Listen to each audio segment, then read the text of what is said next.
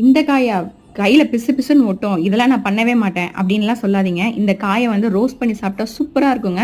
சேப்பங்கிழங்கு ரோஸ்ட் எப்படி பண்ணலாங்கிறத பார்த்தரலாமா? இந்த மாதிரி குக்கிங் வீடியோக்கு என்னோட சேனலை சப்ஸ்கிரைப் பண்ணி வச்சுக்கோங்க. வாங்க வீடியோக்குள்ள போலாம். சேப்பங்கிழங்க நல்லா கழுவிட்டு குக்கர்ல வந்து உப்பு போட்டு 4-5 விசில் விட்டு நல்லா வேக வச்சுக்கோங்க. மேல தோலை நீக்கிக்கிட்டு உங்களுக்கு எந்த ஷேப் வேணுமோ அது மாதிரி கட் பண்ணிக்கோங்க. நீல வாக்குலயும் கட் பண்ணலாம், அப்படி இல்லைன்னா இது மாதிரி 2-3 கட் பண்ணி அதுல 1/4 ஸ்பூன் மஞ்சத்தூள், 1 ஸ்பூன் வந்து மிளகாய் தூள், சிக்கன் 65 மசாலா வந்து 1 ஸ்பூன் வந்து சேர்த்துக்கிட்டேன். 1 ஸ்பூன் வந்து மல்லித்தூள், தேவைக்கப்போ உப்பு, கரம் மசாலா ஒரு 1/2 ஸ்பூன் சேர்த்துக்கிட்டு அதுக்கு மேல வந்து 1 ஸ்பூன் மட்டும் எண்ணெய் ஊத்தி நல்லா பரட்டி ஒரு 1/2 மணி நேரத்துக்கு வந்து ஊற போட்டுருங்க. இதை பிசைறப்ப கண்டிப்பா கையில ஒட்ட தான் செய்யும், அதெல்லாம் பொருட்படுத்தாதீங்க. இந்த ஒரு டேஸ்ட் வந்து அல்டிமேட்டா இருக்கும். கண்டிப்பா வீட்டுல ட்ரை பண்ணி பாருங்க. தோசை தவால வந்து எண்ணெய் ஊத்தி இது எல்லாத்தையும் அப்படியே வரிசையா அடுக்கி வச்சு அதுக்கப்புறம் திருப்பி போட்டுருங்க.